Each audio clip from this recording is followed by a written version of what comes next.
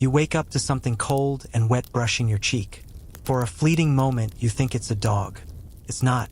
It's a rat, and he's licking your face, because you drooled in your sleep again, and that counts as soup around here. Welcome to medieval Europe. You flinch so hard your straw mattress squeaks, which is impressive, because it's mostly mildew and hay. A small cloud of fleas leaps off your blanket like they're parachuting to safety. You're not entirely sure if the itch on your calf is a rash, a bite, or early-stage scurvy. Doesn't matter. You're awake now, and so is the smell. Let's say, Febreze has not been invented yet. The air is damp. Not the misty forest vibes kind. More like someone soaked your lungs in cabbage water and boiled socks. The walls are made of wattle and daub.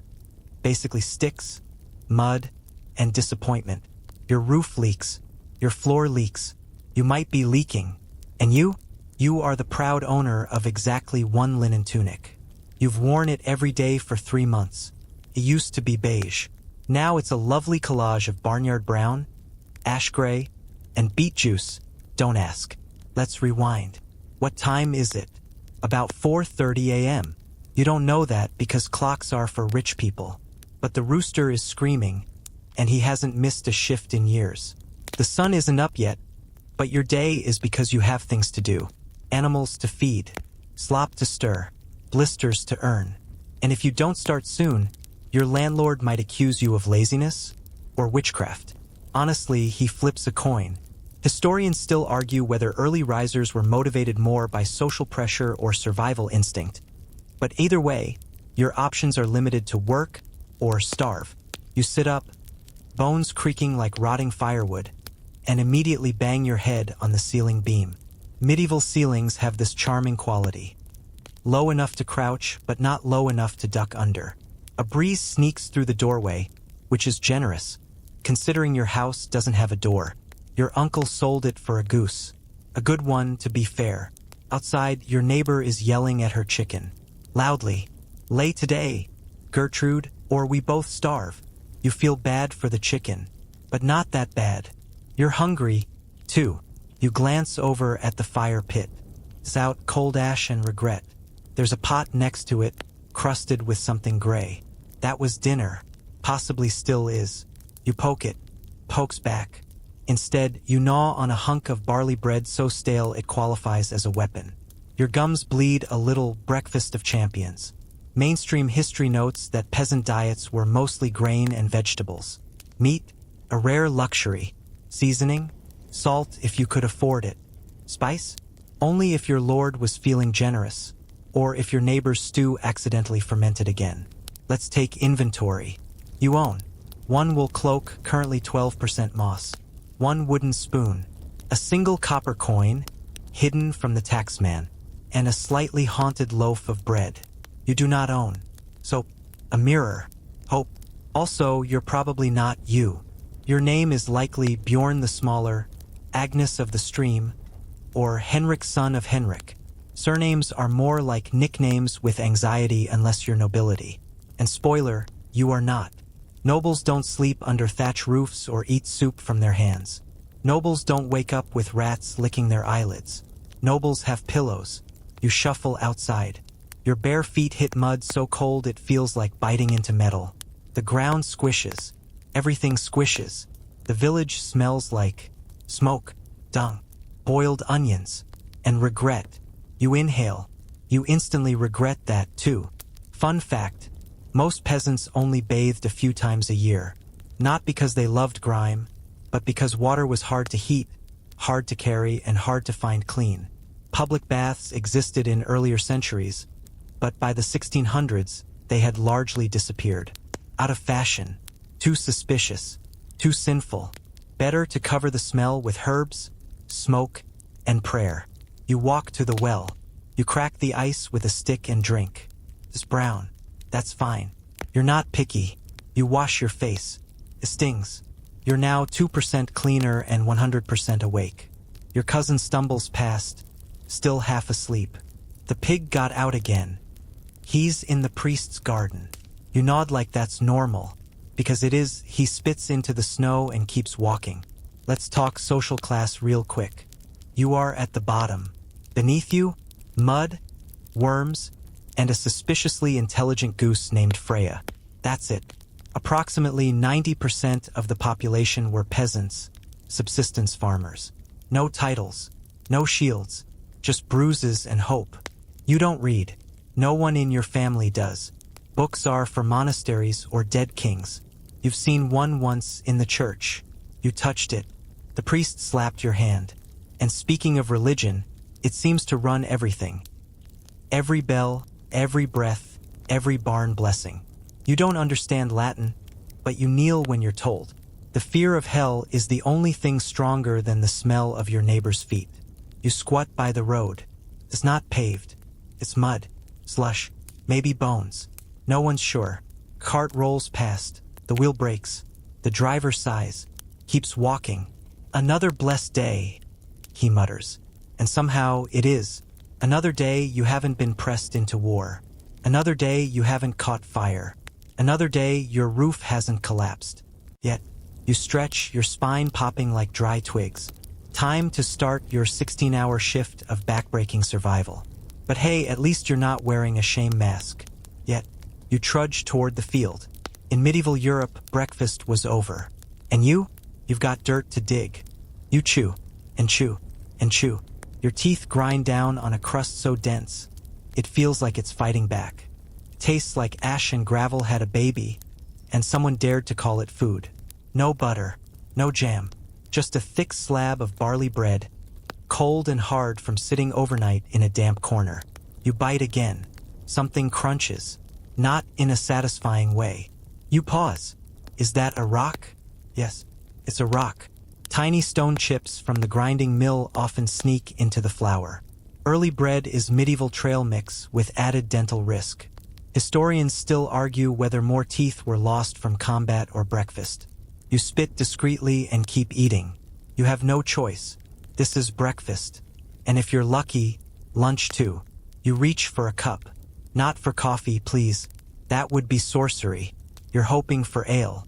Thin, brown, and warm. It smells faintly of vinegar and feet, but it's safer than water, which could come with cholera, worms, or a surprise frog. You sip. It isn't enjoyable. Warm. Not great. Still safer than what's dripping from the ceiling beam. Outside, the village yawns awake under a gray sky, the kind that promises either snow or regret. You step out of your hovel into a world of frost, smoke, and the squawk of a very angry goose. That's Freya again. She guards the well. She's undefeated. As you take in this scene, you can't help but contrast it with your morning routine, perhaps a warm shower and a cup of coffee, and realize the stark difference in living conditions. Your stomach gives a hopeful little growl, as if breakfast might happen again. Cute. You chuckle, a bit bitterly, and brush off the crumbs from your tunic. You'll have another meal when the sun starts to dip and your back aches. Maybe. The smell of wood smoke hangs heavy over the square, laced with the sour funk of wet wool and unwashed bodies. The baker's hut is the warmest place in the village, but don't let that fool you. His bread is for the rich, or at least the moderately not poor. Yours came from home if your mother didn't burn it. Suppose your fire didn't go out if a rat didn't steal the flour in the night. That kind of thing. You pull your cloak tighter. It smells like smoke and sadness, but it keeps out the wind. Kind of. A bell rings from the church tower. You jump. Time for prayers. Again.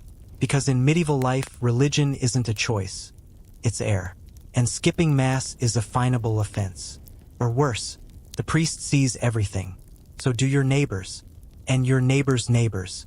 You trudge to the church, where the floor is dirt and the pews are hard enough to leave splinters. The priest drones in Latin, which you don't understand, but you nod along anyway. It's safer that way. You kneel. You pray. You wonder if God hates barley, too. A woman sneezes. Everyone flinches. After Mass, you head back home. There's no second breakfast. Only chores. Maybe a carrot. But wait! A miracle! Your cousin found a turnip in the snow. You all gather around it like it's a sacred relic. She offers a slice. You hesitate. It's raw, fibrous, and still has a bit of soil on it. You nod politely and chew with reverence. It's the best thing you've had in days. Now your teeth hurt. That's normal. You pass your neighbor's hut, where someone's boiling cabbage. The smell is aggressive. It wraps around your face like a slap. Medieval cooking is less flavor, and more, will this stop me from dying? You head back to your hovel to help prepare dinner, if you can call it that. You peek in the pot. It's more of a suggestion of stew, water, onions, turnips, and some grains. No meat. Meat is a luxury. You haven't seen meat in weeks. The lack of variety in your diet is a constant reminder of the hardships you face. Day in and day out. You peek in the pot. Something green floats at the top. You're not sure if it's food or something that fell from the ceiling. Either way, it's staying. Pottage. The one-pot wonder. Everyone partakes from the same bowl. One wooden spoon shared among 6. You wait for your turn. You chew. You pretend not to notice the stray hair. Quirky fact: in some villages, the pot never left the fire. It was topped up with new ingredients daily, and just kept going. Imagine a soup that's been cooking for 10 years. You'd call it broth. They called it Tuesday. And yes, you're still chewing the same bread from this morning. It's softer now, but not by much. You inquire about tomorrow's dinner. They chuckle. You don't ask again. When food runs out, there's foraging. Roots, leaves, and whatever didn't bite back. Mushrooms, if you're brave. And if you guessed wrong, well, good night forever. Sometimes you dream of spices, pepper, cinnamon, sugar, exotic things that only wealthy merchants get. You once saw cinnamon at a feast. You cried a little. The longing for better food is a constant companion, a reminder of the stark class divide in this medieval world. You're not rich. You've never seen a feast. Your neighbor once had a sausage. He hasn't stopped talking about it. In the evening, you might get another bowl of pottage or more barley bread. Or you might go to bed hungry. Hunger is normal here. It's part of the rhythm of life. Historians still debate whether peasant diets were always this grim or if bad harvests and plagues just made it worse. You're not waiting to find out. You sit by the hearth and nibble the edge of your last crust. A rat scuttles by. You both eye the same crumbs. You let him have it. He looks like he needs it more. Dinner is over. You lean back. Your belly's not full, but it's not empty. That's a win. Outside, the night is creeping in. Smoke from nearby huts curls into the clouds. The wind howls faintly. Somewhere, someone is vomiting. Maybe from bad oats. Maybe from the turnip. You think of tomorrow's bread. You sigh, and you chew. Again. You wake up itchy. Your skin is crawling. Literally. Something just scurried over your collarbone. You sit bolt upright, flailing like invisible bees are attacking you. You are, sort of. Fleas, lice, maybe a hungry beetle. Hard to say. It's still dark, and you don't want to reach for the rushlight. That's precious tallow, and tallow means fat, and fat means survival. You'll scratch instead. Your blanket smells like mold and goat. Your mattress is straw, which is generous. Some folks sleep on old sacks stuffed with moss. But here's the thing, straw gets soggy. It also hosts things. Many-legged things. You try not to think about it. Your teeth ache. Not from cavities, you wish it were that simple. It's the icy air stabbing at your gums because there's no insulation. The wind whistles through the turf walls. You pull your cloak over your head and try to breathe through your scarf. It smells like yesterday's smoke. And cabbage. Maybe your armpit. Your goal for today is clear. Maintain your hygiene. You're determined to stay clean, despite the challenges. You get up and stagger outside. The dawn hasn't broken. It's just gray, damp, sullen gray. The ground squelches under your boots. Mud. Always mud. In summer, it's dust. In winter, it's ice. But spring? Spring is mud's prime time. You walk to the communal well. Not for fun. For water. There's a line. There's always a line. You wait behind Freya, who's yelling at a goose again. You nod politely. The goose hisses. You respect its authority. When it's your turn, you lean into the well, bucket in hand, praying nothing dead is floating this time. Last week it was a rat. The priest called it a plague omen. You called it protein. Today it's clear. Success. You haul the bucket back to your hut. Arms shaking. Back screaming. Congratulations, you now have 2 gallons of water. and you'll use every drop like it's holy. Because in a world without plumbing, water is life, danger, and inconvenience all at once. You set the bucket down. You cup your hands. You splash your face. It's ice. You can't feel your nose now, but you're clean-ish. Now for soap. Oh wait, there is none. Not really. Soap exists, yes, but not here. Not for you. Maybe you'll rub some ash between your palms. That's a thing. Gritty. Symbolic. Gross. Your teeth? You scrub them with a rag and maybe mint leaves if you're lucky. Otherwise, chew a stick and hope for the best. And yes, you do smell. Everyone does. Historians still argue whether medieval folks were truly dirty or just used to a different idea of clean. But the concept of daily showers? Fantasy. Baths? A rare social event. And not in the relaxing spa day sense. More like a giant stew pot of strangers and body grease. Speaking of which, you haven't bathed in a week. Maybe two. There's a stream nearby, but it's glacial, and last time your friend slipped and broke his arm, you considered it a warning. Plus, people say there are spirits in the water. Whether they're ghosts or just eels with good PR depends on who you ask.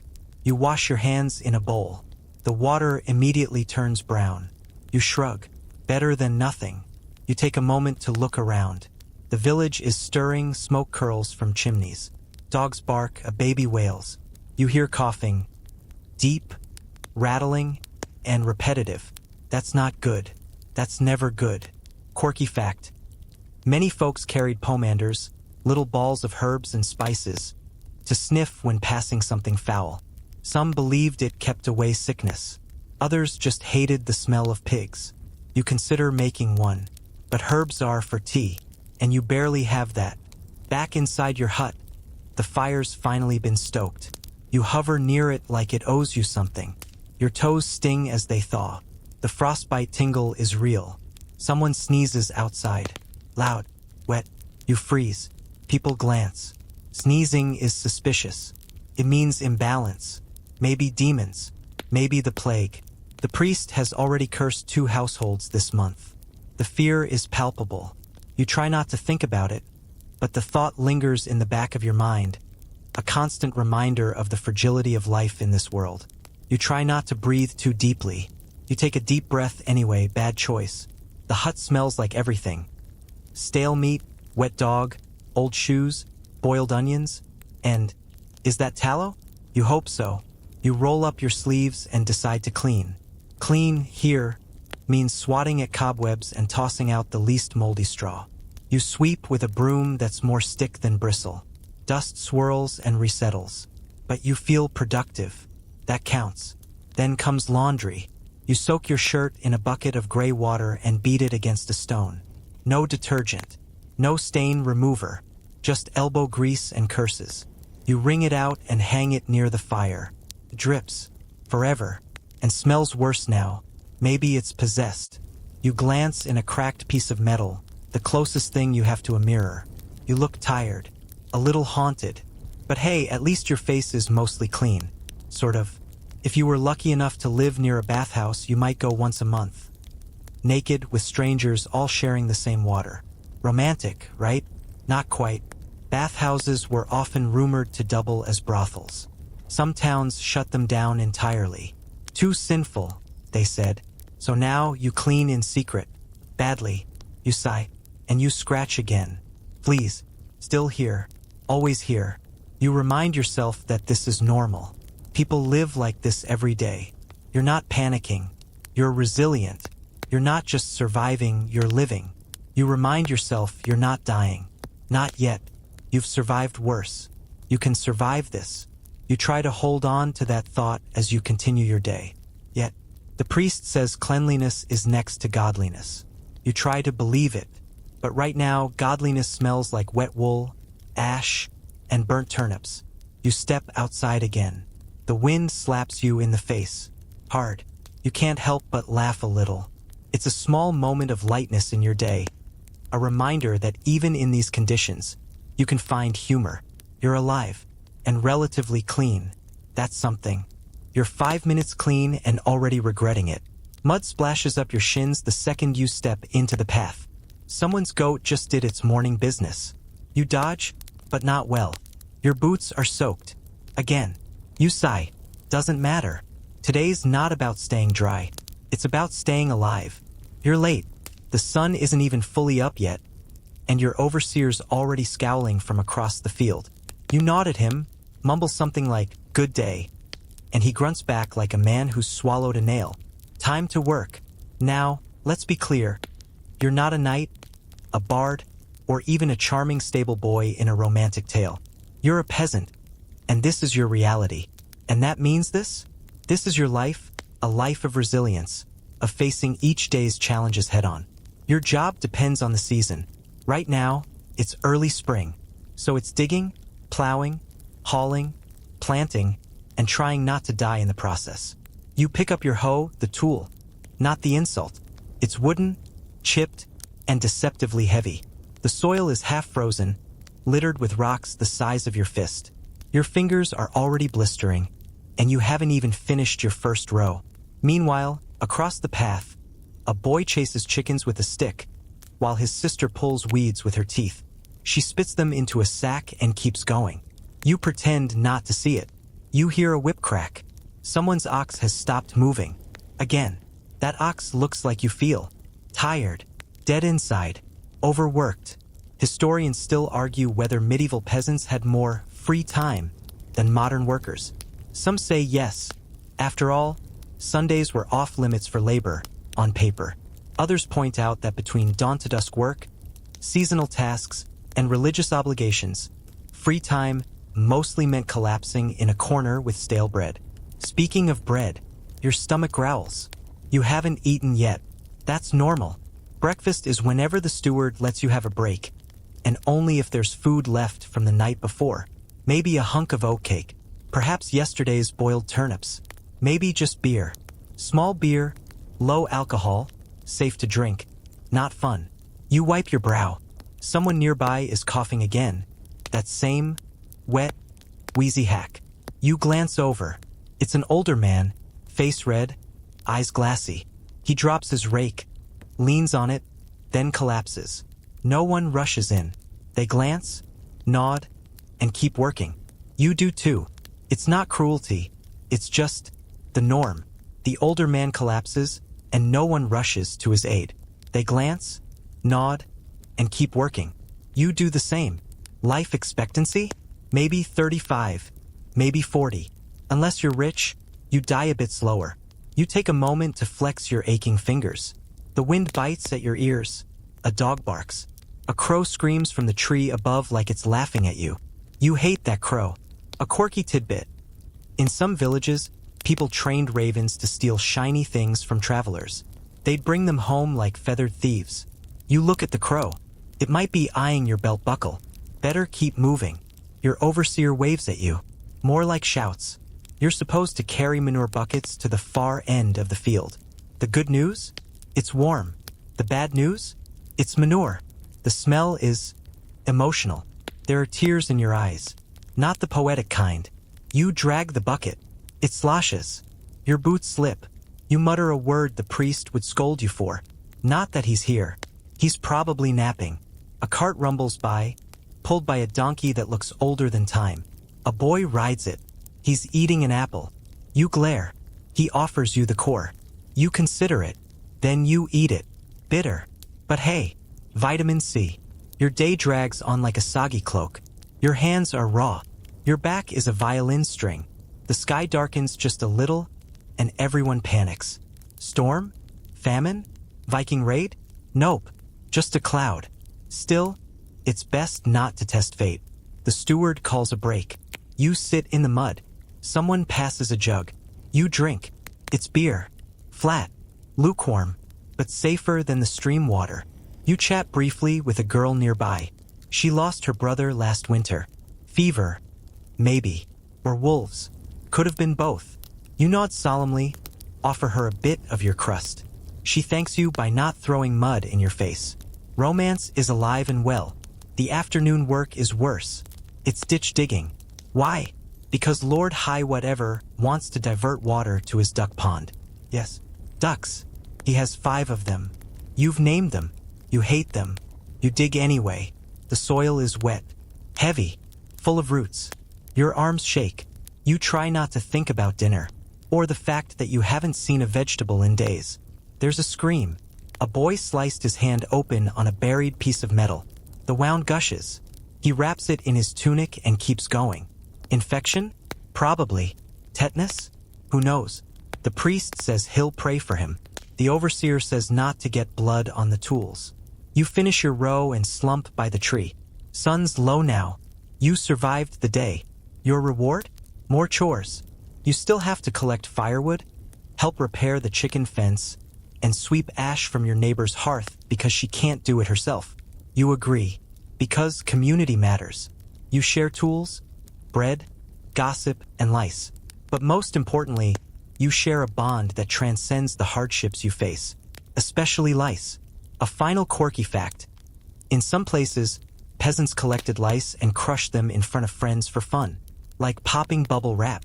Except, with blood. The sun dips. You return home. Your cloak is soaked. Your feet are numb. You reek. You're proud. You made it. Tomorrow, you'll do it all again. The same tasks, the same struggles, the same relentless cycle of survival. And maybe, just maybe, you'll be less harmful at it. You think the hard part's over. But no, because the real danger in this village isn't wolves or war. It whispers. And you, dear reader, are about to experience it firsthand. You duck into your hut, aching and sore, and immediately the neighbor across the path gives you that look. Her face is pinched like a dried apple. Her bonnet twitches with barely contained judgment. This is a small, close-knit village, where everyone knows everyone else's business. You nod politely. She narrows her eyes. You've done something. You're not sure what, but she knows. And soon everyone else will too. The fear of the unknown, the uncertainty of what's being whispered about you. It's enough to make your heart race. Welcome to the 14th century version of Twitter. It's live, it's local, and it ruins lives. You hear a knock. A boy you vaguely know, Tomas maybe, leans in. Did you hear about Elska? He whispers, without waiting for you to say no. She fed her hens after sunset. They say she talks to her spinning wheel, too. You blink. Which? You ask. He shrugs. Probably. You nod. Obviously. You don't remember who started the rumor. But by nightfall, someone will be muttering prayers near her doorstep. And if she sneezes the wrong way during Mass, well, let's say she'd better keep that wool spinning tight. It's incredible how a simple rumor can shape the entire village's perception of a person. Here's your mainstream historical fact of the day. In medieval villages, gossip wasn't just idle talk. It was survival. With no newspapers, no court records, and no surveillance cameras, the only system of justice was rumor. Whispers could ruin reputations, break up families, or put you at the center of a witchcraft trial for owning too many cats. The consequences were severe, and the fear was real. You try to stay neutral, like Switzerland with a splintered spoon. But neutrality is suspicious too. You step out into the square. It's dusk now. Chimney smoke curls into the sky. Everything smells like burning moss and stale stew. That's when you hear it. She's got a charm buried under her heart. She was seen speaking Latin. She cured a fever with a carrot. It's about Elska again. The poor woman's just trying to make soup. But her carrots are unnaturally straight. Apparently, which means something dark and unnatural. The power of superstition is palpable in the air, influencing every word and action. You offer no opinion. Smart. Still, the villagers are gathering in clusters, talking, watching. Some cross themselves as she walks past. A child runs behind her, mimicking a witch's cackle. You wince. Not because it's mean, but because his impression is honestly excellent. Historians still argue whether these fear-driven accusations were rooted in actual superstition or used as tools to settle grudges and land disputes. Many believe it was both. An old quarrel mixed with a bad harvest was often enough to spark serious trouble. You trudge toward the well. Cold water might help clear your head. But before you even draw a bucket, someone else appears. Marta. She's your age. Sharp eyes. And she leans in way too close. Elska put something in my soup, she whispers. What? I don't know, she says. But it was crunchy. You resist the urge to laugh. Then, just as quickly, she adds, "Want to help me dig up her hearth tonight? This is a test. A medieval pop quiz with one question. Are you a loyal neighbor? Or are you a potential co-accuser?" You mumble, "I'm busy," and pretend to be very interested in the bucket of murky water. She huffs and walks away. You wipe your face with your sleeve. God help you if she turns her whispers on you tomorrow. A quirky tidbit?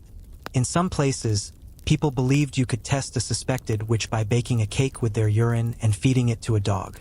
If the dog barked strangely, boom, witch confirmed. You think about this as you watch the village dog gnaw on a bone, growl, and then sneeze. Everyone glances at Elska. You try to disappear into the shadows. Later that evening, you pass a gathering near the communal oven. People are telling stories. Most are about goats or ghosts. You sit for a moment, hoping no one brings up charms or curses or dreams involving black chickens.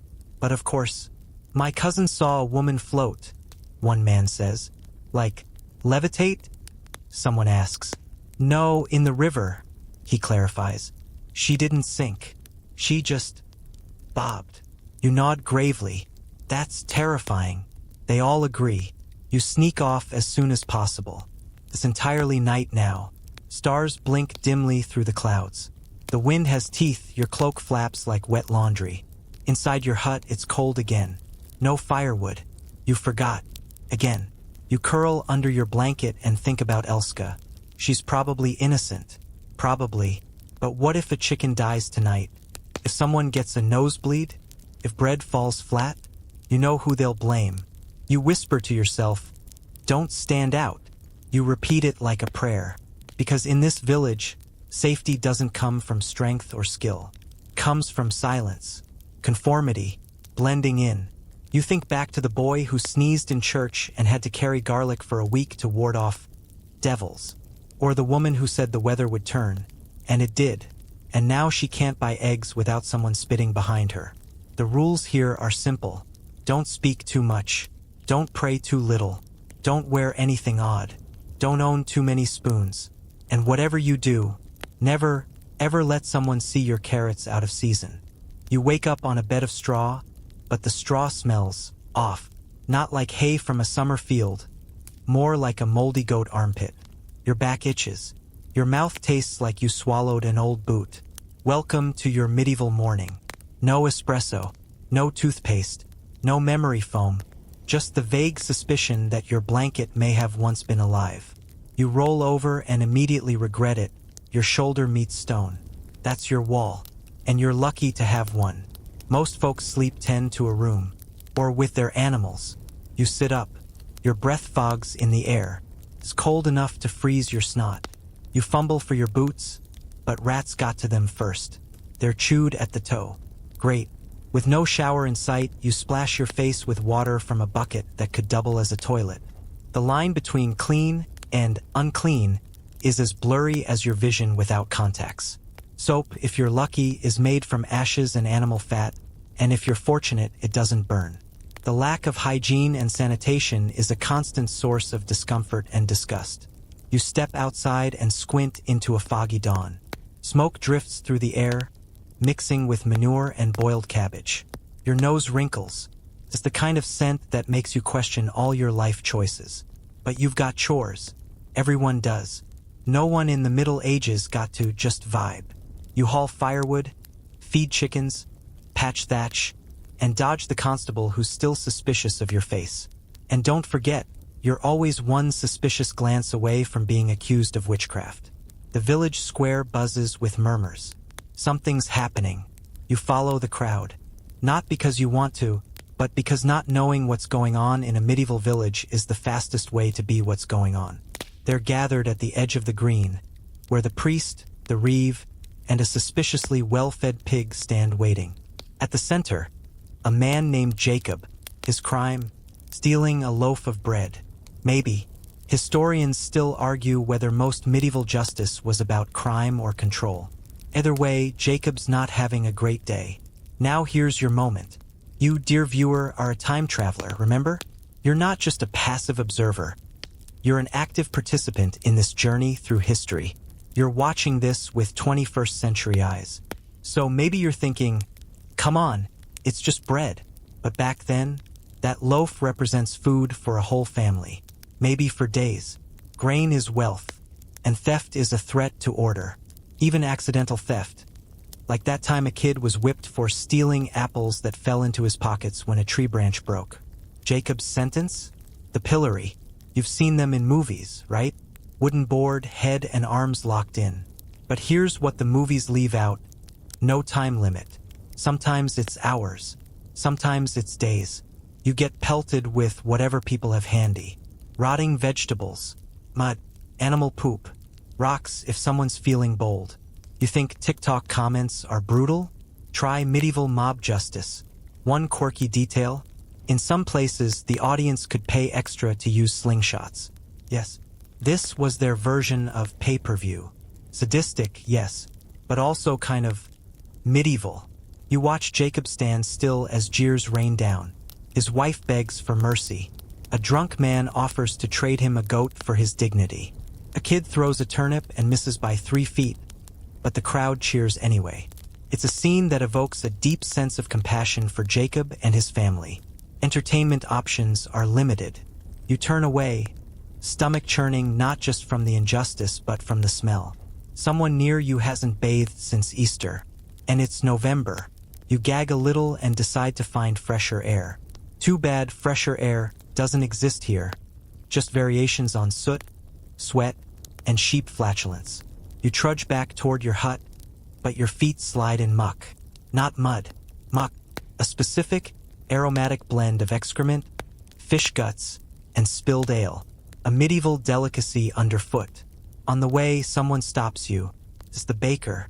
He offers you half a loaf of rye in exchange for fixing his thatch roof. You agree because you're starving. But here's the catch: his roof is crawling with lice. And you don't have gloves. Later, as dusk falls and your arms ache from thatching, you eat the rye.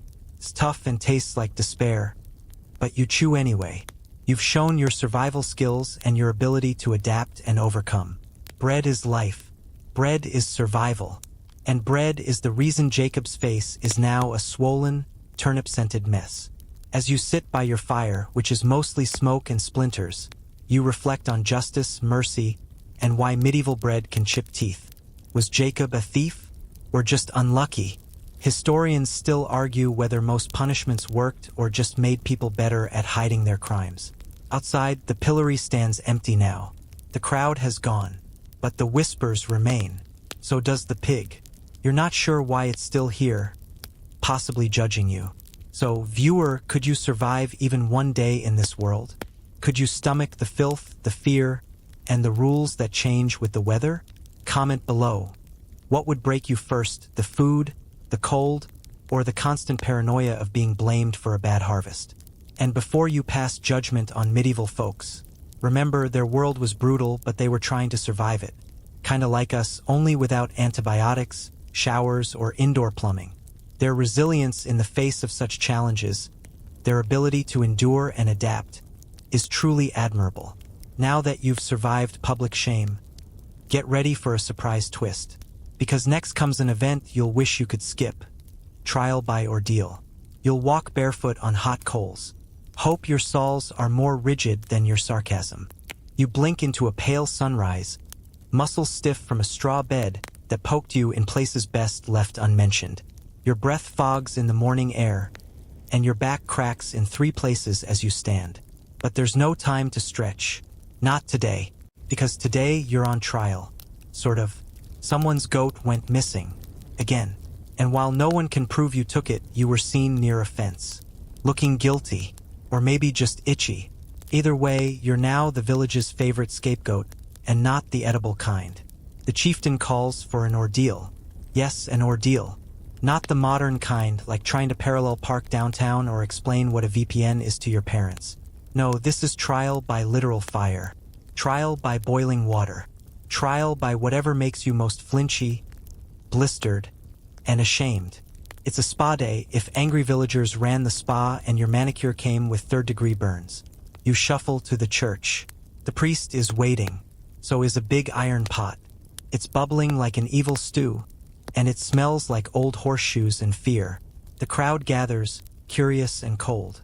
A few kids climb barrels to get a better look. You'd protest, but no one's listening. Not even your so-called friend who once traded you a turnip for half a song. The priest raises his voice. By this test, God shall show the truth. Here's the test. Plunge your hand into that pot. Grab a stone from the bottom. Hold it for a second. Then pull your hand out. You nod like this makes sense. It doesn't. But here, God's judgment is determined by scalding soup. You swallow. The priest nods. You reach. Your hand sinks into the water, and your brain can't even process the heat. Your nerves scream. The crowd gasps. Someone says, "That's going to blister." You yank your arm out, steam curling from your fingers. The pain is white-hot, then red, then nothing at all. And now the best part. They wrap your hand in linen. Then wait 3 days. If it festers, guilty.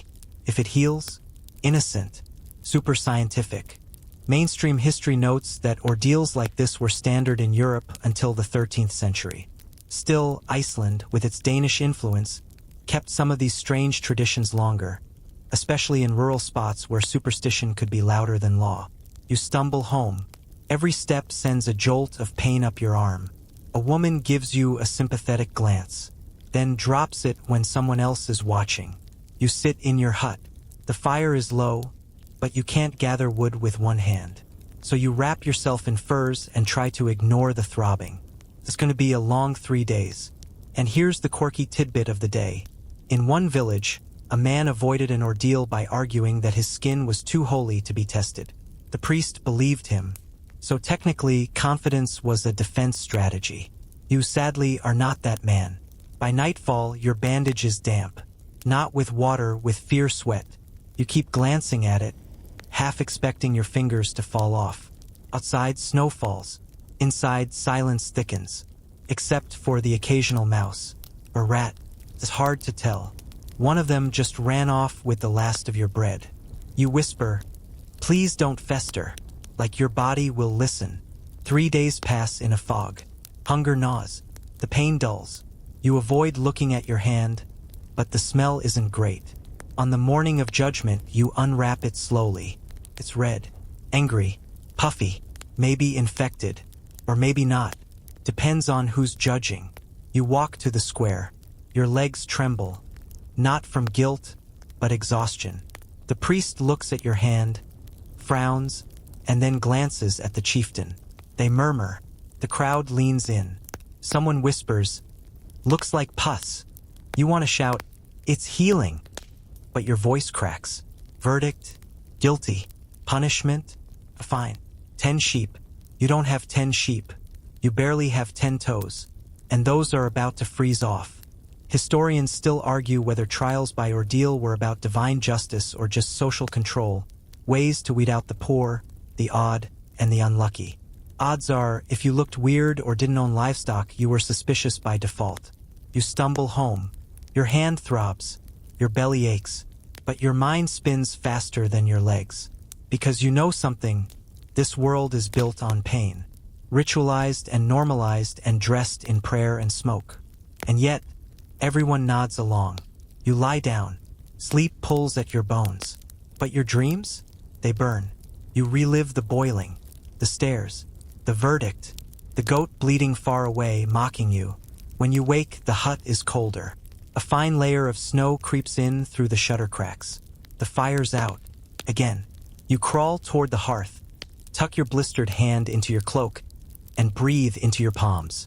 Outside, you hear bells. Another trial. Another soul.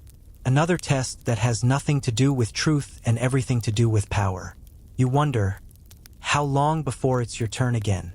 Now that you've survived boiling water, how about you meet the medieval doctor? He's got a cure for everything, and most of them are leeches. You wake to the distant clang of iron, blacksmith or bell, you can't tell yet. Your hand, bandaged and throbbing, feels like it belongs to someone else. You wiggle your fingers. They still move. Barely. So you count that as a win. But you don't have time to celebrate. Because today you're sick. You don't know what exactly. Cough that won't stop. Your joints ache. Your stomach makes unsettling noises. And your nose? Let's say it's trying to win an award for most productive mucus. You shuffle outside, hunched like a 90-year-old gremlin, and start looking for help. Let's be clear. You're not walking into a clinic with a white-coated physician and a soothing playlist in the background. Nope. This is medieval medicine, and it's equal parts superstition, guesswork, and vibes. You're told to visit the healer. She lives near the edge of the village, past the frostbitten sheep and a hut with a roof that's caved in on one side. Her door is open. Inside, it smells like burnt rosemary, dried herbs, and something sharp, vinegar, maybe, or possibly just despair. She's already treating someone else. A man with a red rash on his leg that looks like a topographical map of a volcano. She's wrapping it in moss soaked in sheep's urine. You pause. Consider your options. Then step in anyway because this is still your best bet. Fever? She asks, squinting at you. You nod. Cough? Chills, no appetite. She nods sagely. Humors out of balance. Ah yes, the four humors are blood, phlegm, yellow bile, and black bile. Mainstream medicine at the time believed all sickness came from these fluids being imbalanced. You've got too much phlegm? She grabs a leech. Yes, a real leech. Before you can object, the slimy thing is attached to your neck. You twitch. It's hungry, she says, like that's reassuring. You sit still, the leech slurps. The healer hums a song you hope isn't a funeral dirge. When it's full, she flicks it off like it's a grape. Then, they hand you a mix of herbs. Angelica, yarrow, and nettle. Brew this with wine, she says. Drink twice. Then purge. Purge. Yes. She gestures to a bucket. You'll vomit out the bad spirits. Oh, of course. How could you forget the spirits? You stumble home, bundle the herbs, and eye your last bit of wine. You hesitate, this was supposed to be for something special. Then again, staying alive seems essential too. You brew. You sip. You gag. Tastes like boiled dirt and anger. Then your stomach flips and you sprint to the bucket. Quirky tidbit. Some doctors used powdered mummy dust. Yes, actual ground-up Egyptian corpses, as medicine. It was expensive and popular because nothing says healing like an ancient embalmed pharaoh in your porridge. You collapse next to the hearth. Your breath rattles. Your hand still stings. You regret everything. The wine, the leech, that bucket. The next morning, you're alive, which is a surprise. Your fever broke.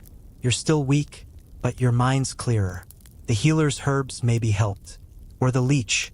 Or the vomiting. Or the wine. Or perhaps it was just luck. You sit outside, bundled in furs, watching the snow drift from the roofs.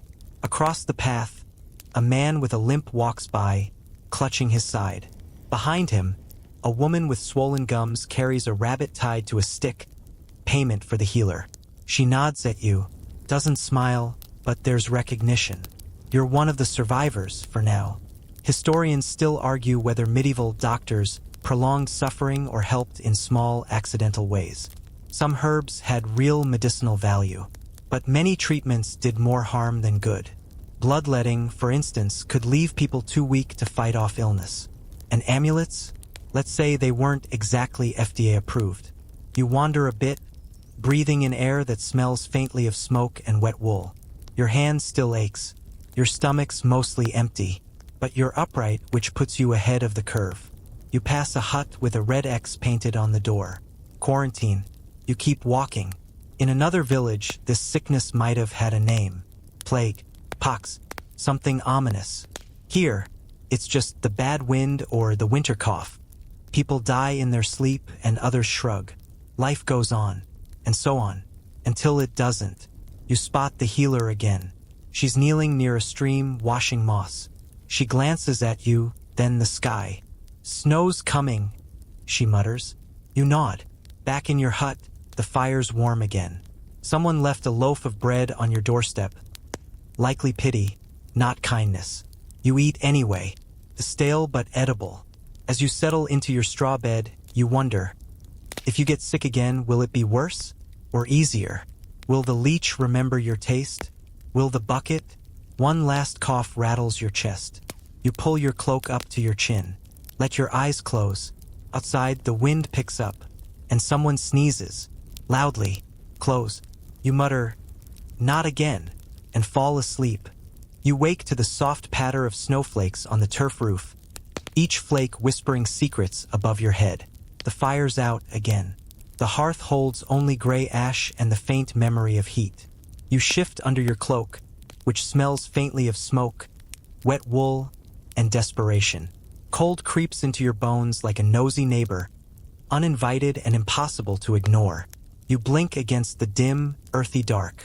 You remember Halder, his face tight with fear as he trudged into the wild. You can still hear the hush of the crowd, the finality of the chieftain's decree. Outlawed, exiled, erased. Outside, the world is muffled in gray, the snow fresh and clean mocking. The roofs are dusted white, the fjord blurred behind a veil of flurries. Your boots crunch over the frosted ground as you follow the whispers again, drawn like smoke to the edge of the hamlet. Another sentence today, another soul thrown to the wind. This time it's outlawry again. They're doubling down. You arrive as a tight ring of villagers forms at the farthest edge of the settlement, where flat earth gives way to jagged lava fields, black and broken, stretching out like a curse. A man stands at the center of it all. Eirik, younger than Halder, though just as gaunt, just as pale. A threadbare pack hangs from his shoulder. His hood slips back, revealing red-rimmed eyes and a crooked scar along his chin. His crime? Theft. Not once, not twice, too many times. Bread from the baker, rope from a cart, a hen even. You heard someone say he stole soap. Outlaws still like to feel clean before they disappear. The chieftain's voice cuts through the wind like a blade. No kin, no quarter, no recourse. The Danish overseer, a figure of authority appointed by the ruling power, nods, as if Eirik's life is just a page in his ledger. You want to look away, but you don't. You never do. Eirik's mother watches, face expressionless. But her hands tremble, hidden inside her sleeves. His brother is absent. Maybe he couldn't bear it. Maybe he agrees. You lean against a frost-covered boulder, its chill biting through your cloak. The wind picks up, tugging at your hood, carrying a mix of sea salt and peat smoke. You hear someone murmur behind you, "He'll be bones by new moon." You try not to agree. Eirik's handed a walking staff and a chunk of hard bread. That's it. That's mercy. He turns toward the fields, shoulders hunched against the storm building ahead. No one moves to stop him. The path vanishes quickly behind his feet, snow erasing him even as he walks. Something is terrifying about watching a man dissolve into the landscape. Snowflake. Now, a quirky little tidbit, because why not? Some outlaws weren't punished for violence at all. Just annoying persistence. One poor soul was banished for unrelenting swearing and excessive ale burping. Imagine that. Fart wrong in the wrong hut, and next thing you know, it's you and the wolves. You mutter, talk about getting ghosted the hard way. Earning a sideways glance from an old woman clutching her shawl tighter, she doesn't laugh. Historians still argue whether outlawry was more humane than execution. After all, it technically gives you a chance. A tiny, frostbitten, howling in the dark chance to live. Others say it was a slow death by silence, a way to keep blood off village hands while still killing someone. You shift your weight, boots skidding slightly on a patch of ice. No one moves to help Eirik. The moment he crosses the stone marker at the field's edge, he's not just gone, he's cursed. He can't return. Not to warm hands, not to hearths, not even for the dying breath of a parent. That's the law. You remember Halder, and now Eirik. Their steps are starting to pile up in your mind like snowdrifts. Snowflake. Down by a stream frozen in a glassy crust, you pause. You crack it open with your boot. Water runs beneath, cold and fast, like life just beneath the surface. You scoop a handful and splash your face. It hurts, which somehow helps. The village behind you looks smaller than it did this morning. somehow quieter though people still move about. A child throws snowballs at a dog. A woman shakes out a rug. Life doesn't pause just because someone vanishes into the white. Danish law made these punishments rigid. But it's not Copenhagen that leads these men into the wild. It's their neighbors, their kin, the same folks who sell bread and mend cloaks and bless babies in the chapel. The justice here is a group project, a collective decision made by the community. Everyone participates in the banishment, reinforcing societal norms and maintaining order. You pass a man outside his hut, chopping ice away from a barrel. He offers you a strip of dried fish without speaking. It's brittle and sharp-tasting, but it reminds you you're still here, still allowed to be here. "Snow's coming hard tonight," he says, not looking up. You nod because you don't trust your voice. Eirik's gone now, just like Halder. The lava fields will swallow his footprints. If he's lucky, he'll find a cave, or a hidden corner by the sea, or he'll vanish. Maybe you'll hear rumors, like the one about a man who turned outlaw and became a legend. They say he lights fires in the distance, stealing from the rich, giving to, well, mostly just surviving. Some say he's still out there. You hope so. Back inside, you settle by a hearth. The fire is back, low and orange. You wrap your hands around a clay cup of ale. Tastes bitter and warm. You stare into the flames, trying not to picture another face disappearing into snow. There's always someone next, and the whispers never stop. You sigh. Hope I don't get banished for finishing someone else's porridge. It's your third joke today. You're on a roll, using humor to cope with the grim reality of exile and the constant fear of being the next one banished. Outside, the wind howls. The world softens under the snow, but its edges are still sharp underneath. You pass a sheep pen, the animals huddled close, their breath steaming in the cold. They blink at you, dull-eyed, clueless to the fate just handed down to Halder. A boy nearby scatters grain in the snow, avoiding your gaze. In a world like this, silence is safer than sympathy.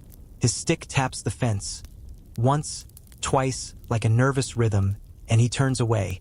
You wonder, not for the first time, how many others vanished. Not killed and not buried. Just walked into the white one morning and never came back. There are no monuments for outlaws. No stones carved. No songs sung. Their memory is eaten by snow, by wind, by silence. Historians still argue whether outlawry was meant to preserve the community or shift the burden. You don't shed blood, but you erase a life. The result? Same absence. Less guilt. Maybe, maybe not. The quirky detail gnaws at you. Some outlaws were tracked not with dogs but with ravens. Locals watched where the birds flew, hoping they circled bodies. If they didn't, well, then he was still out there. Back in the village, smoke curls from chimney holes, curling lazily into the gray. You pass a woman stirring something thick in a pot, her hands cracked from the cold. She doesn't look up.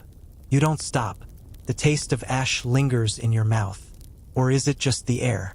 You pause at the churchyard, snow gathered on the crooked grave markers. No stone here bears Halder's name. He's not dead, not officially, but he's already gone. Worse than death, maybe. No prayers, no place, just disappearance. And still, part of you wonders what's etched on the staff they gave him. A shepherd's crook? A warrior's branch? Or just a stick, bare and splintered, like the last thread of humanity tossed to him as he crossed the invisible line? The sky bruises darker as dusk creeps in, pulling long shadows across the village paths. You feel the urge to retreat, to find warmth, but you force yourself to look again. The lava fields are nearly invisible now. Only a faint line where sky meets land marks the place Halder walked into. The boy at the sheep pen glances your way again. He's mouthing something, maybe a prayer, or perhaps just a rhyme passed down to children. Don't steal, don't stray, or the wilds will take you away. It rhymes in Icelandic. Loosely, you trudge back toward the hut, your breath a pale ribbon ahead of you. Inside, the fire's been lit again. A gentle crackle and glow that pulls you in. The same woman from before is there, kneading dough with slow, practiced rhythm. She doesn't ask where you've been. Doesn't need to. Her eyes flick to the door once, then return to the dough. You sit on a low bench, cloak steaming in the warmth. Your shoulders ache from cold, from walking, from carrying too many punishments in your memory. The ale is bitter on your tongue but grounding. You sip slowly, savoring the contrast, the heat against the cold, the presence against the absence. Outside, the wind rises again, the kind that howls between stones, not over them. You swear you hear footsteps crunching snow, but it's just a branch brushing the hut. Probably. Sleep comes slowly tonight. You lie on straw that smells of damp and ash, pulling your cloak over your shoulders like armor. You shut your eyes, but behind the lids, the snow doesn't stop. It stretches on, endless and white, and somewhere in the middle of it, a shape moves. A man with a staff heading nowhere. And even though you know it's not real, can't be, you whisper, "Good luck, Halder," because if you don't, no one else will. The fire's gone low again, just embers now. You curl tighter under the stiff wool cloak, fingers numb, eyes still heavy from a restless night. You thought the cold was bad yesterday. Today it slices sharper, like the air itself has teeth. Dreams of Halder wandering the white wilds trail you into waking. He had a staff but no shelter. You have both. Barely. You sit up, brush flakes of ash off your tunic, and pull on your boots. They're still damp from yesterday's snow. Your breath fogs the room. There's movement outside. You hear it. Footsteps, murmurs, a door banging open, then shut. Whispers again. Adultery. You exhale slowly, feeling the weight of another punishment, another wound dressed as justice. The emotional toll of these public shaming and financial penalties is palpable, a stark reminder of the harshness of 17th century Icelandic justice. Before you even open the hut's door, the cold grabs your face with both hands. The setting is stark, the mood heavy with the weight of impending judgment. The sky's washed out gray, the kind that hides nothing but forgives even less. You tug your cloak close and follow the sounds of gathering voices, the atmosphere thick with tension. The square appears smaller today, or perhaps the people are just standing closer together. Closer for warmth or judgment. You can never tell. Two figures stand near the wooden bench, unbound, but surrounded. The chieftain and Danish overseer sit as usual, their breath misting in the air. Onlookers chew on silence and sour roots. Sigurd the fisherman, Freya the weaver, hands by their sides, heads down, not talking and not crying. You've seen this look before on people who know exactly what's coming. Their crime? A barn. Dawn. One neighbor who couldn't mind his own business. Now they stand before the bench accused of adultery. In 17th century Iceland, that could cost you everything but not your life. Just your land, your livestock, your pride. It's a slow punishment. It bleeds you dry, one sheep at a time. The moral ambiguity of these laws, punishing not just the guilty but their families as well, is a puzzle that lingers in the air. The priest calls their affair a sin against God. His voice is loud and flat, like someone pounding nails into frozen wood. He's not angry, he's practiced. The chieftain announces the sentence. 10 sheep from each, public penance before the congregation. Payment by spring, or harsher terms. There's a pause, like the frost itself holds its breath. 10 sheep, that's half a year's food. Or warmth, or trade. You lean against a post, its grain rough beneath your fingers. You scan the crowd. Sigurd's wife stands near the church, her face carved from ice. Freya's husband? Not here. Maybe gone. Maybe already packing and maybe breaking something. The fines aren't just about sin. They're about shame. Public, visible, whispered about for months. Years even. Freya's young son clutches her skirt, his eyes wide. He doesn't understand the sentence, but he feels the weight of it. You breathe out and smell bread baking from a nearby hut. It clashes hard against the sharp sting of justice. Hunger beside humiliation. A quirky detail bubbles up. Some adulterers were sentenced to stand barefoot in snow outside the church during services. Church door penance? They called it. No branding, just shivering and staring. One woman stood so long her toes turned black. Someone slipped her socks under the door. She gave them back. Guess love's got a late fee, you mutter under your breath.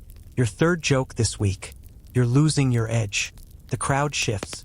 The chieftain folds the parchment. Case closed. The law is spoken, but the whispers will carry longer than any verdict. A man near you grunts. They should have known. But his eyes soften when Freya's boy trips in the snow. He looks away fast. You follow Sigurd as he walks toward the docks. Steps slow, shoulders stiff. He doesn't say a word, just keeps going. Freya walks the other direction, toward her hut, sun in tow. Her chin is up, but only just. Historians still argue whether these finds kept villages together or tore them apart. Did they uphold moral order? Or did they just let neighbors bankrupt each other through gossip? The cold bites harder now. You stop by the well and smash a thin layer of ice with your boot. Water sloshes over the edge, shocking your fingers as you splash your face. It helps a little. You remember that one fringe case, the woman fined for adultery who paid with woven cloth so fine it launched her as a traitor. Her shame turned to silver. Freya's loom sits silent. You doubt she'll get the same chance. You pass a doorway just as a man inside breaks bread and hands you a warm chunk. Hard times, he mutters. Doesn't say whose name. Doesn't need to. You chew slowly. Nutty. Dense. Honest. The kind of taste that reminds you you're alive, even when your heart's still catching up. You make your way back toward the hut. The sun presses weakly against your shoulders, then ducks behind a cloud again. A few flurries begin to fall. Soft at first, gentle, but the weight builds. You smirk to yourself. Hope I don't get fined for stealing an extra bite. You say it low, barely audible. No one laughs. Inside the hut, the fire's warm again. Small but alive. You drop your cloak near the hearth, boots steaming. Your limbs ache, your mind more so. The square is empty now. The penalty passed. But the cost? That'll linger. Outside, the snow falls quietly and constantly. It covers the square, the bench, and the church. But it doesn't erase them. Not yet. You stir before the fire dies, the warmth barely hanging on as dawn presses against the shutters. Pale gray light slices through a crack in the wall. The silent, eerily so. Not even the usual creak of the turf roof or distant bleating of sheep. Just stillness, and the faint breath of snow drifting down. You roll over, cloak still damp at the hem, and the memory hits hard. Thora's red eyes, John's slumped shoulders. The trail they left into the white wilds. Incest, banishment, cold shame curling under your skin. Outside, the village looks scraped clean. Even the rooftops are hushed, but people gather again. Not out of excitement, not even fear, just duty. One by one, they form a line like stitches across a wound, silent, braced, resigned. Whispers say it was cousins, close cousins. You follow, boots grinding frost, the cold pushing in behind your knees. By the time you reach the church's edge, you can already feel the weight in the air.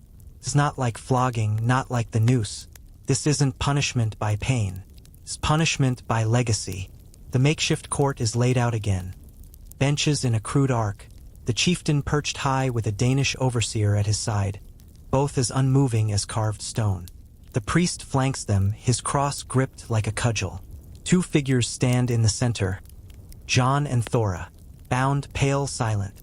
Their hands are tied, but their guilt is spoken aloud before they even open their mouths. The priest steps forward. This, he says, is wickedness in the sight of God. Your breath clouds, then vanishes. Mainstream history notes that Iceland's 17th century laws, rewritten by Danish Christian rule, took incest as a violent tear in the social fabric, death or exile. There wasn't much in between. And unlike adultery, it wasn't just the couple who bore the mark. It bled into their kin, their name, their house. The chieftain's tone is flat, but there's something beneath it. Like even he doesn't want to be standing here today. Exile, from this village. Return, and it is death. John nods, shoulders low. Thora looks up for just a second, her face unreadable. You step to the side, leaning into the turf wall of a nearby hut. It's still cold from the night, frost crawling along the grain like veins under thin skin. You hear nothing from the crowd, not even a cough. Just breathe. Snow is falling softly. Someone near you mutters, "Why didn't they run?" But no one answers. The guards move forward, untie the pair, and press staffs into their palms. Not a gift, a formality. No one speaks to them directly. No goodbyes. Just the finality of the village turning its back. A quirky detail presses in from the edge of your memory. One incest case was over a mere kiss. A drunken mistake. It cost both parties exile, even though neither remembered it clearly. Love's dangerous when the family tree has no branches, you murmur. John and Thora stroll. No shouts, no jeers, just eyes following them, stiff backs, and the kind of silence that hangs after thunder. A woman sobs behind you. You turn just enough to glimpse her, older, hands gripping her shawl. Thora's mother, maybe, or aunt. Does it matter? You think of the whip's crack, the shame mask. Halder is fading into white. But this is a different kind of exile. The kind where your name turns poisonous. The kind where even your memory isn't welcome by the fire. Historians still argue whether these laws were truly about morality or control. Did the Danes force purity on a people already tied tight by blood and geography?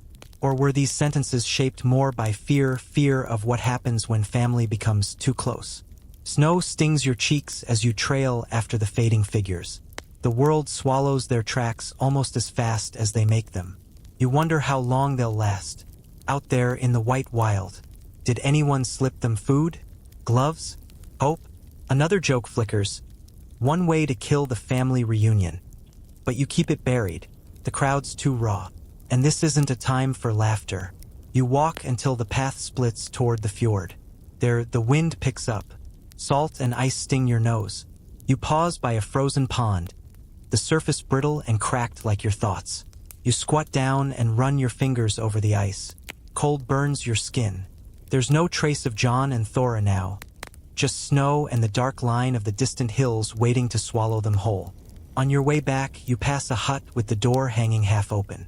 The smell of baking flatbread cuts through the cold like a memory. Inside, a woman tends the fire. Her eyes flick to you, then the sky, then back again. She hands you a chunk of bread, still warm, the crust crisp at the edge. "Dark things," she murmurs.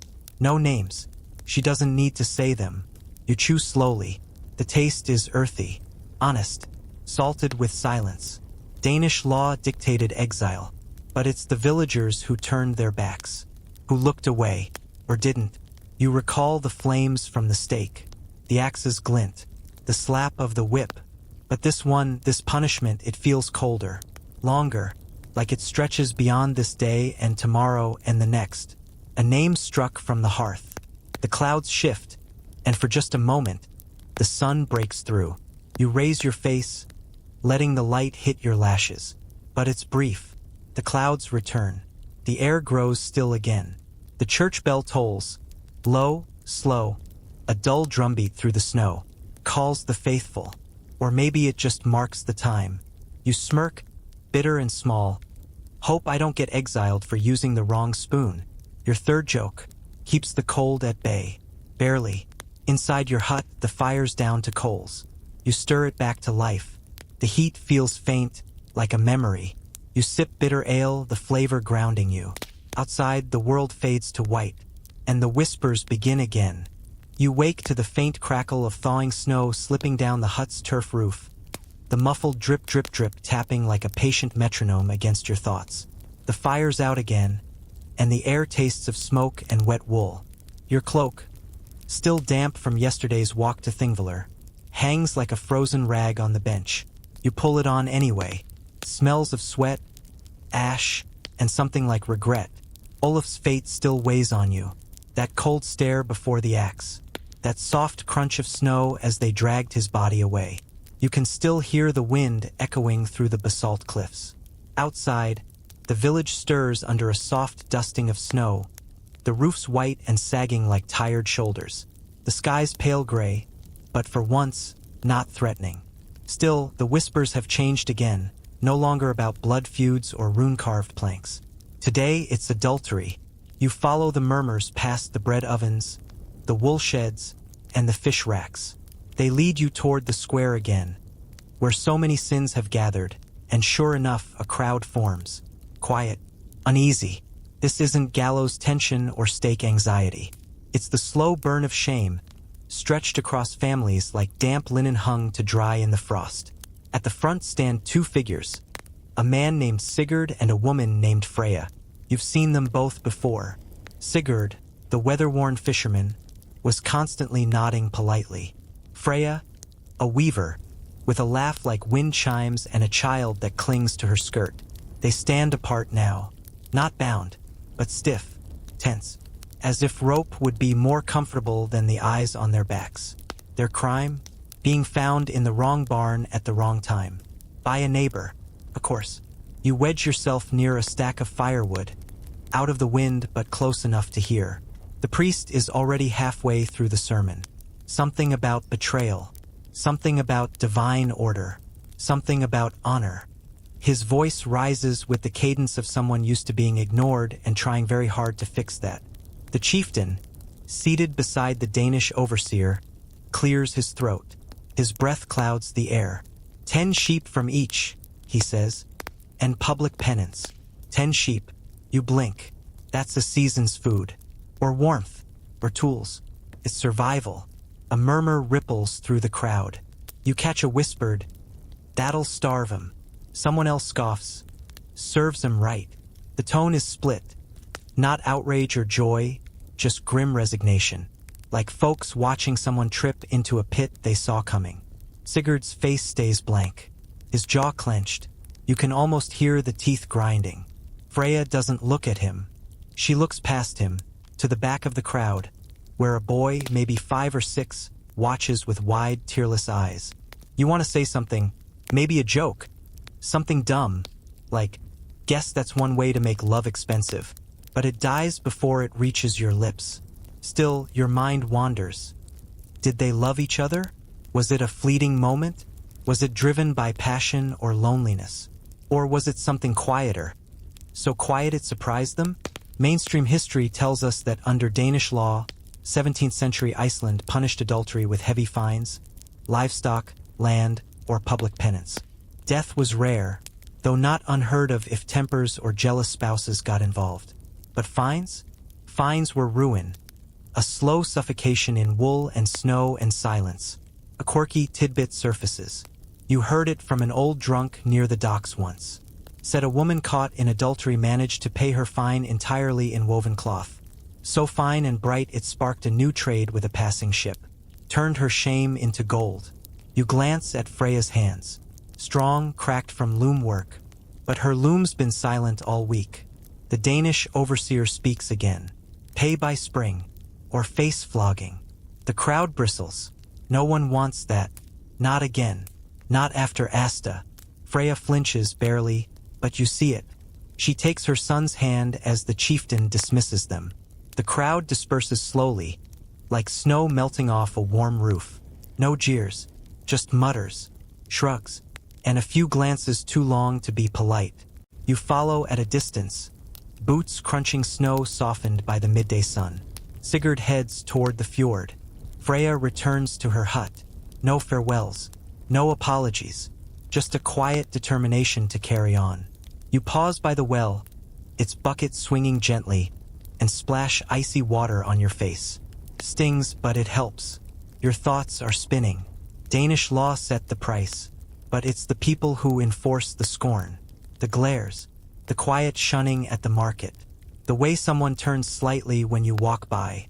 Historians still debate whether these punishments kept communities intact or tore them apart, whether public shaming resolved anything or merely drove sin into the shadows. You pass a hut with its door cracked open. Warmth spills out, thick with the scent of baking bread.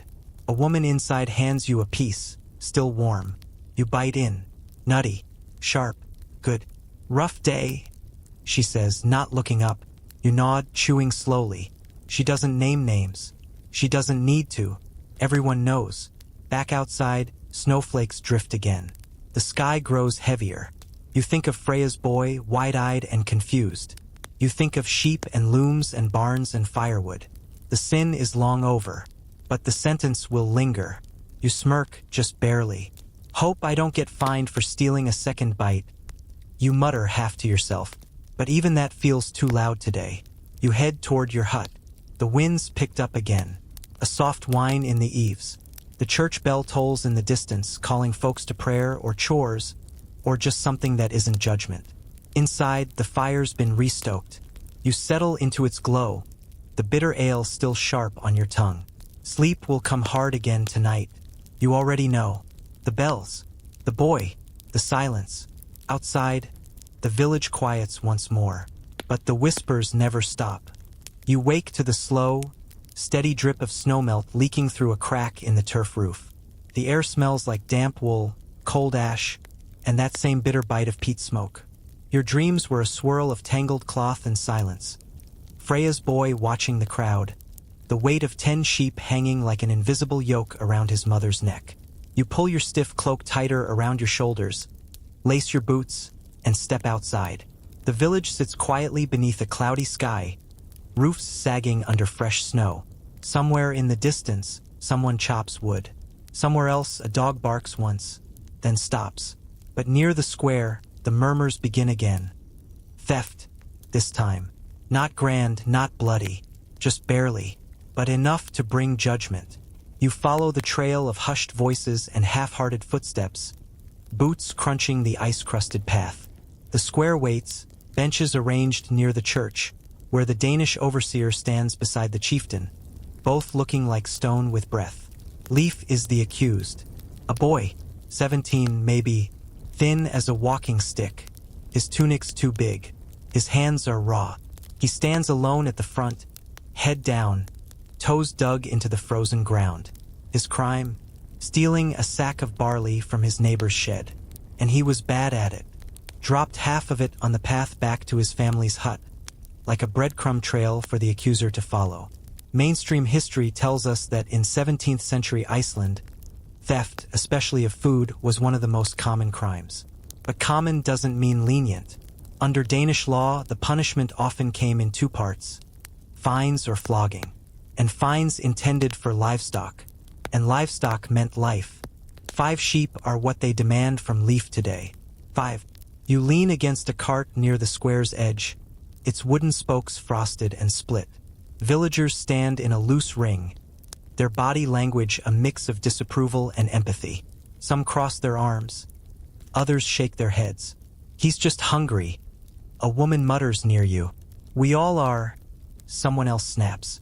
You smell fresh bread from a nearby hut and suddenly hate it. Hate how easy it is to fill your mouth while Leif's hands tremble from trying to feed his mother. She stands a few paces away, face pale, lips pressed thin, as she grips the corner of her shawl like it's the only thing anchoring her. The chieftain's voice carries, slow and cold. 5 sheep or the whip, he says, his tone devoid of any sympathy or understanding. He says it like he's telling someone the sky's gray, as if it's just the weather. Leif's mother bows her head. You see it then. They have no sheep left to give. You think of Freya's penalty. 10 sheep. Same with Sigurd. Fines that kill you slower than an axe, but with more dignity. Or at least that's the idea. Leif doesn't look dignified now. He seems like a frostbitten scarecrow about to snap in two. A quirky tidbit surfaces. Something you overheard in a longhouse months ago. They said one boy who stole a fish had to carry it around tied to his wrist for a whole day. Everyone laughed at him, but he didn't go hungry that night. They called it hand-shaming. Almost merciful. You mutter under your breath, guess Leif missed the fish discount. No one laughs, and you're glad. It wasn't a joke. Historians still argue whether these harsh fines helped preserve community trust or broke low-income families so severely that they were forced to steal again. A loop that no one escaped unless someone else broke the rules worse. You shift your weight, the cart creaking beneath you. The cold creeps through the soles of your boots. You wonder how long Leif will last in the wilds if flogging doesn't come first. You've seen what's out there. Lava fields, glaciers, nothingness. The potential consequences of his punishment weigh heavily on your mind. The overseer adds, pay by spring, or face the whip.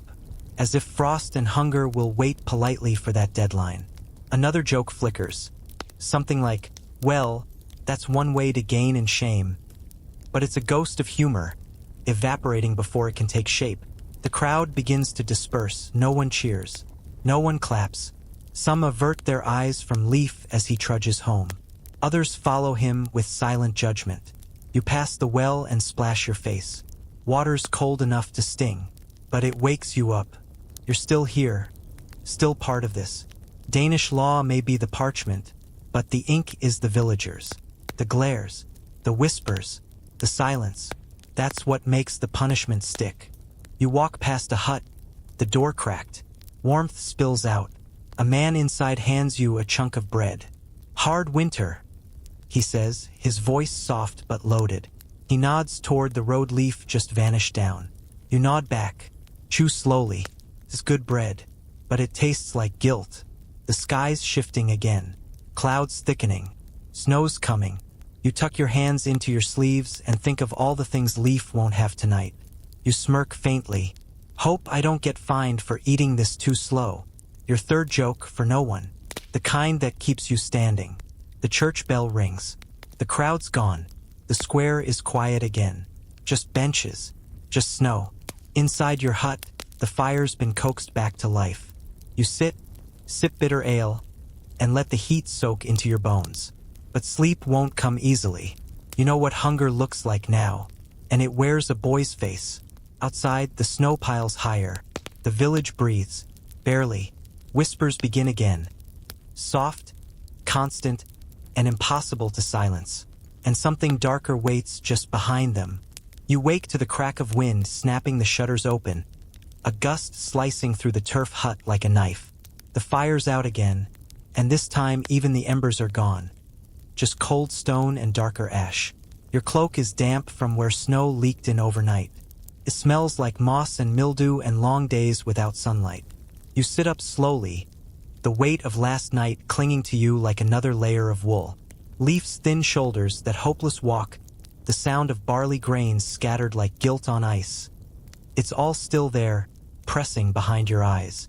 You pull your boots on, still frozen stiff, and step outside. The sky is a wall of gray, flat, heavy. Nothing moves, not even the smoke from the few chimneys still brave enough to send it. But you hear murmurs. They come low, bitter. You follow. Today it's murder. A man has been killed. Another man is accused. That's all you get from the whispers. The crowd is already gathering at Thingvellir, the place of laws, of verdicts, of endings. You join the slow stream of villagers making their way across the hard-packed snow toward the cliffs. At the center of it all stands Olaf. Hands bound, cloak thin, eyes hollow. Ice clings to his beard like brittle decoration. Next to him, the chieftain solemn. The Danish overseer colder than the weather. And the victim's brother, red-eyed, shaking with fury but standing tall. Mainstream history tells us that Iceland in the 17th century was still echoing with the old blood feud codes. Kill my kin and I can kill you. But those were being smoothed out, reshaped under Danish law. Now, murder could be punished with fines, exile, or death. The decision often came from a mix of law, custom, and who could stare harder without blinking. The court listens. Olaf says it was an accident. A fight over grazing land. A knife that went too far. He speaks slowly, voice thin as frost. The chieftain nods, the overseer scribbles. The victim's brother doesn't move. Not once. You lean against a rock near the rear of the circle, your breath fogging in front of you. A raven caws above, circling. Always the ravens. Blood calls for blood. The chieftain says finally, his voice like gravel under snow. 20 sheep or the axe. The crowd shifts. Some gasp. Others murmur. But the victim's brother, he doesn't want sheep. He wants Olaf's head. You can feel it in the air. Tighter than cold. Sharper than a blade. Olaf stands silent. His family watches from afar. No one steps forward. You wonder if he knew it would go this way. A quirky tidbit flickers in your memory. Once, a feud over a fishing spot was ended with a handshake fine. Both men had to clasp hands in front of the village and pretend to forgive. But they still stopped talking afterward. Just nodded when paths crossed. Peace by performance. You mutter, "Guess Olaf missed the handshake special." Your voice is dry. No one laughs. Historians still argue whether these blood penalties prevented more violence or just pressed it underground, made it quieter, smoother, but still just as sharp. The verdict is death. Beheading at dawn. The overseer writes it down. The chieftain closes his eyes for a moment. The victim's brother turns and walks away. That's it. No applause. No cries. Just snow under boots. You stay back as they lead Olaf to a hut to await the axe. He doesn't look around. Just walks. You follow the edge of the crowd. Past a hot spring. Its steam curling up like breath from the earth's chest. You dip your fingers in. The warmth shocks you, makes your hands sting. Nearby, someone says, "It was bound to happen." You don't know if they're talking about the feud or the snowstorm rolling in. You pause near the stream. Frozen solid now, its ice is thick and silent. You stomp it once with your heel. Nothing gives. Another joke flickers. One way to settle property disputes. But it dies before it reaches your mouth. You walk to a hut, the one with the open door where bread is always baking. The woman hands you a piece and nods toward Thingvellir. "Bad blood," she says, like it's the weather, like it's just what's in the air. You nod. Chew. The crust cracks, but the warmth spreads fast. She doesn't say Olaf's name. No one does. Inside your hut, later, you sit by the fire you finally coax back to life. The heat is weak, but it provides some relief. You sip ale, the bitterness dulling your tongue.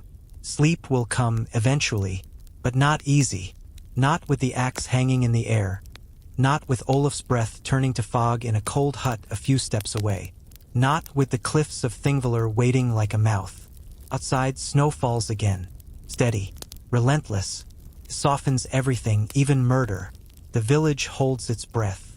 You wake in the dark.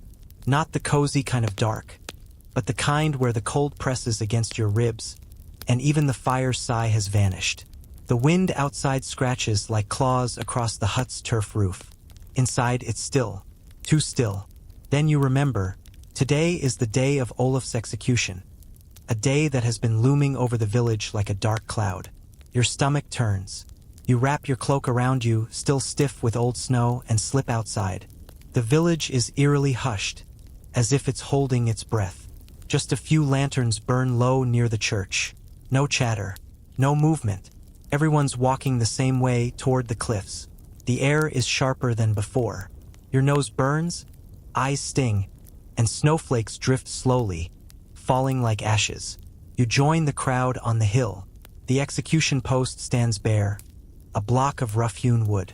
A stain near its base, too dark for snow. Olaf kneels beside it, flanked by two guards. His breath puffs slowly, not relatively even. The chieftain rereads the sentence. For the murder of Thorgrim over land rights, Olaf is condemned to die by axe. The Danish overseer steps forward to witness. The priest, robed in fur, mumbles a prayer, but no one listens. The brutality of the impending execution, the stark reminder of the unforgiving nature of medieval Icelandic justice, hangs heavy in the air.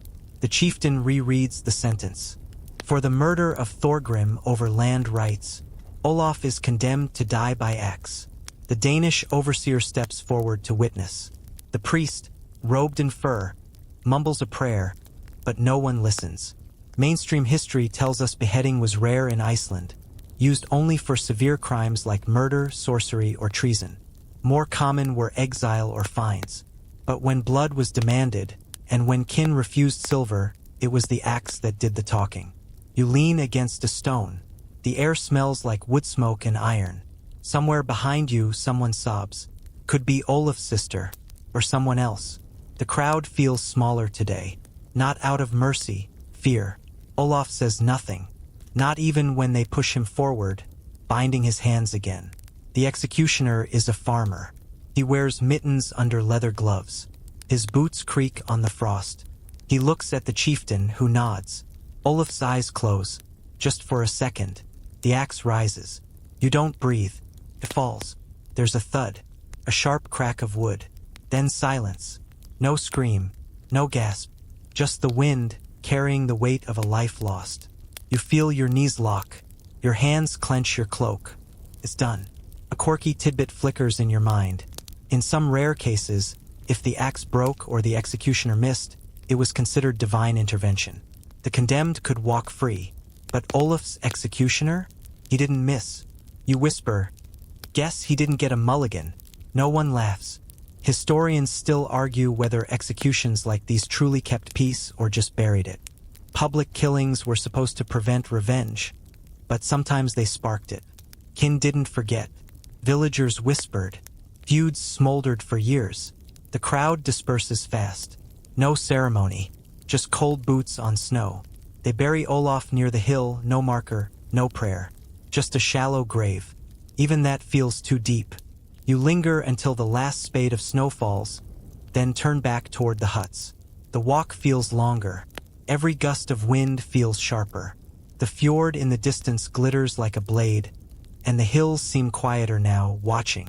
You pass a small hut, smoke curling weakly from its chimney. A girl sits outside, plucking feathers from a goose, not looking up. You wonder if she even knows, if it matters. You find warmth again inside, the hearth lit, the air heavy with peat smoke and bread. A man hands you a strip of dried fish. "Rough morning," he mutters, not meeting your eyes. You nod, chewing. The fish tastes like salt and regret. You recall the stake's flames, the river's icy pull, the axe at Thingvellir, the gallows, the whip, the exile path, the iron mask, the sheep paid in shame, the vendetta, the rune trial, and now the axe's final word. Each punishment was a thread in this strange, brutal tapestry. No trial felt fair. No justice is clean. But somehow this land held itself together. With silence, with fear, with fire and snow. The pervasive fear and the heavy silence were the invisible threads that held the society together, maintaining a precarious order. This order was not just about punishment but about power and control, about the delicate balance between the chieftain, the overseer, and the common folk, all bound by the same brutal justice. The sun peeks through clouds, just barely, casting pale light over the turf roofs. Feels wrong, like light doesn't belong here anymore. You sip the last of the ale, bitter and thin. Outside, snow continues to fall, piling slowly on Olaf's grave, on the cliffs, and on the square and softening everything, but not erasing. You stare at the fire. For once, it doesn't warm you. You think of what comes next. There will always be another whisper, another crime, another punishment.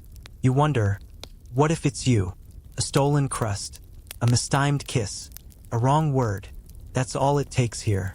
The inevitability of crime and punishment looms over every soul in this society. A constant threat and a source of unending uncertainty. A stolen crust, a mistimed kiss, a wrong word. That's all it takes here.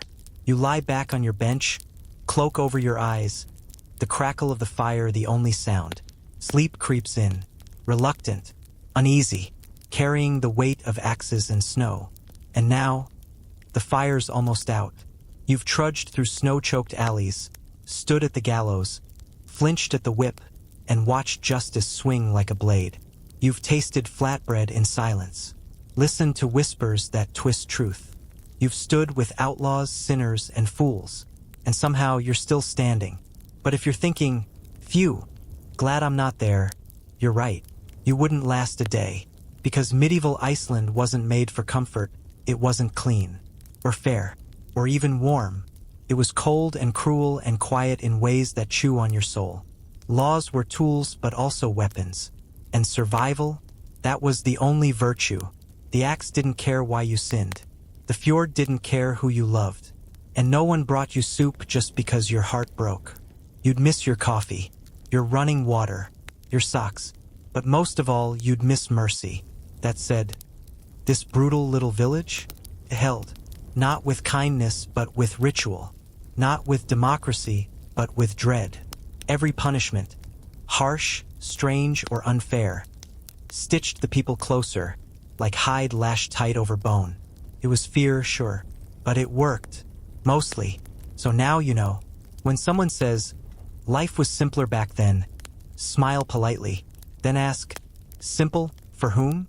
Thanks for walking this snowy road with me. If this journey chilled your bones, hit like and subscribe and tell me in the comments. What punishment shocked you the most? And be honest, would you have made it to sunset? Now blow out the lantern. Let the wind howl. Let the past sleep just for tonight. And if you dream of nooses, flames, or fjords, remember, it was just a story, probably